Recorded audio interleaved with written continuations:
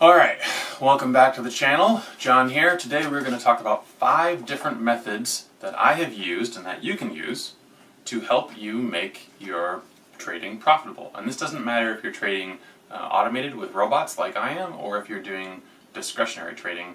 These could potentially work for you either way. These are just some of the ideas that I've played with. None of them are guaranteed to do anything for you, but they're things that I've messed around with in testing, and they've helped me build a couple of profitable robots, and so I thought I would share these ideas with you. None of these ideas are mine. I talked recently in a video, or maybe this video is coming out soon, I'm not sure depending on the order, about stealing from others and about working off of what other people have already produced. And that's what this is. These are the 5 tips that I've learned from other people. So, without further ado, let's get started. So number 1, Bollinger Bands. Make sure I get this right. Bollinger Bands are an indicator. And what they are is, if this is your price on your chart, the Bollinger Bands basically can outline more or less extreme price, high and low. They're sort of like pipes that show you more or less in the recent history where price has gone. And you can set this to any different period. You'll have to do a bunch of testing to see kind of what works for you. But I've messed around with trading along these boundaries. So when price dips below this bottom line, buying and then closing out for profit inside. And then again at the top, when price comes over the top, dips down underneath, selling, and then closing for profit underneath. And it doesn't work all the time, of course. Nothing's going to work 100%, but like 90% of those trades in the systems that I'm working on, and one that I've just put live recently, close profitably. And then you have to figure out how to manage the ones that aren't. Are you going to stop out immediately? Are you going to give them a lot of room to sort of grow and change? Like, how are you going to deal with the ones that don't work out? But I really like the Bollinger Bands. I think they're sort of like a really easy way to kind of look at things and trade based on what you expect average prices to be. Another method that I'm using a lot is a very wide stop loss. So basically a stop loss that only gets hit in more or less an emergency situation. So giving my trades a lot of room to sort of, become basically unprofitable, and then giving them a bunch of time to slowly work their way back to profitability.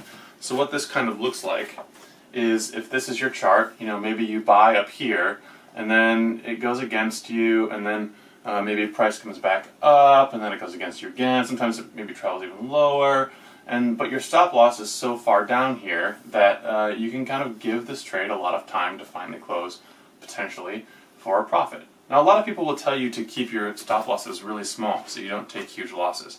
And if you're going to trade with a large trade size, that makes a lot of sense. I trade generally with very small trade sizes, so I can give trades a long time to sort of do whatever they want, and I don't have to worry too much about it.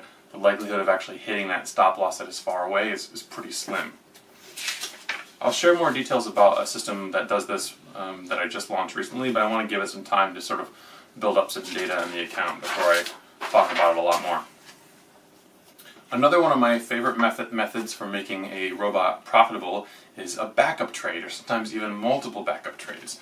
So what this looks like is, your price is moving along here, you do a buy, and then it goes against you. So it didn't work out, it didn't do what you wanted it to do.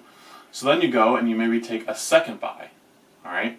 And then as time goes on and its trade starts to go well, the first trade is still a loser, but the second trade is a winner. And when you close them both at the same time, what you end up with is a profit overall. And you can do that multiple times. Sometimes you can have systems that'll take 3 or 4 or even 5 trades in a row over time, and then maybe only the last 2 are profitable, but when you group them all together and close them, then you get a profitable set of trades, basically. That method really opened up a lot of doors for me in my coding and in my robots, because it kind of gave you a little more flexibility when a position didn't go the way that you were hoping it would. So feel free to check that out.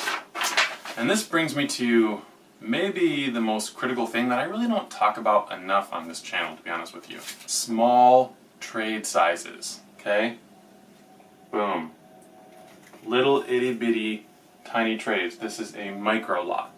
And, I mean, I can't say enough how important this has been in my success so far. Because when things haven't gone well, I wasn't in a lot of trouble because I was trading little tiny trade sizes. And so to help make up some of the difference, to help things still be relatively profitable, sometimes I have to look at systems that trade frequently or a lot. But that doesn't mean that you have to do it that way. There's so many different ways to get this stuff done.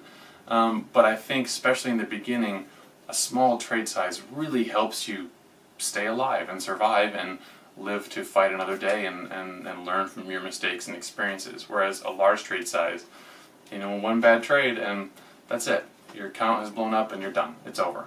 And then you have to mentally deal with the fact that you just margin called an account, which is not a fun experience, I'm sure. I haven't done that yet. Hopefully, fingers crossed I won't, but yeah, that's not good. Finally, the last tip is small profit target. 5 pips. That's not like a magic number or anything like that. I just wrote it down to have something to show you.